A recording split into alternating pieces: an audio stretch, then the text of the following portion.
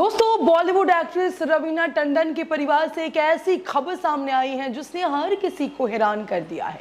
जिस शख्स पर परिवार ने सालों तक भरोसा किया, जिसे अपने घर का सदस्य माना, वही शख्स लाखों रुपए की चोरी का आरोपी बन गया।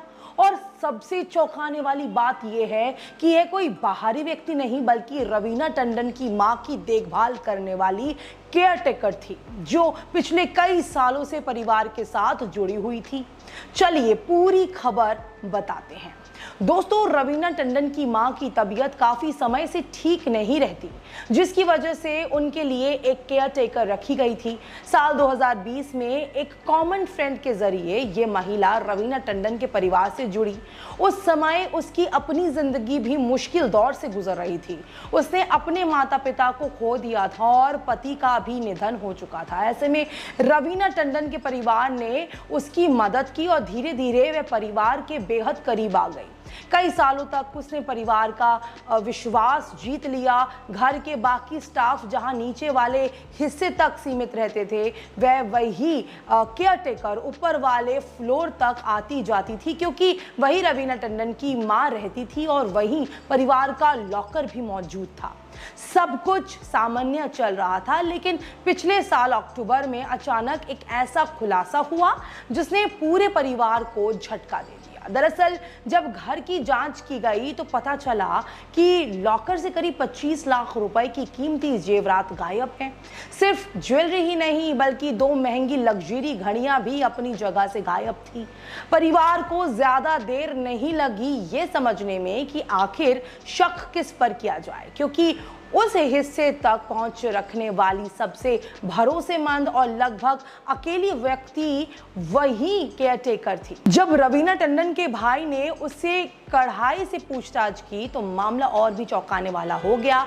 बताया जा रहा है कि पूछताछ के दौरान उसने चोरी की बात स्वीकार कर ली और उसने जो 2 लग्जरी घड़ियां ली थी वह वापस कर दी। लेकिन जब ज्वेलरी की बात आई तो उसने कहा कि वह कुछ दिनों में गहने भी वापस कर देगी। परिवार को लगा कि मामला शांतिपूर्ण तरीके से सुलझ जाएगा, लेकिन दिन बीत गए, ज्वेलरी वापस नहीं आई। दोस्तों, इसके बाद जब परिवार की तरफ से उस पर दबाव बनाया गया और बार बार गहनों के बारे में पूछा गया तो कहानी ने एक और खतरनाक मोड़ ले लिया। जी हां, आरोप है कि केयरटेकर ने परिवार को धमकाना शुरू कर दिया। उसने कथित तौर पर कहा कि अगर उस पर ज्यादा दबाव बनाया गया तो वह उन्हें ड्रग्स केस में फंसा देगी। यानी मामला सिर्फ चोरी तक सीमित नहीं रहा बल्कि धमकी तक पहुंच गया। बस यही वह पल था जब परिवार ने फैसला कर लिया कि अब पुलिस की मदद लेनी जरूरी है। इसके बाद पुलिस में शिकायत दर्ज कराई गई और आरोपी केयरटेकर को गिरफ्तार कर लिया गया। दोस्तों, अब पुलिस इस पूरे मामले की जांच कर रही है। सबसे बड़ा सवाल यही है कि आखिर 25 लाख रुपए की वह ज्वेलरी कहां गई?